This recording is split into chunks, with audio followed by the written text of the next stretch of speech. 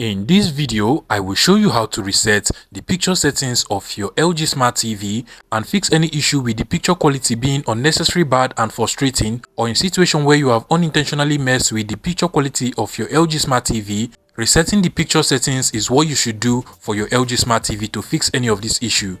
And to do that, you want to use your remote control over here to navigate to the settings icon at the top right corner of your LG Smart TV. So come over to the settings icon over here. Go ahead and open up the settings of your LG Smart TV.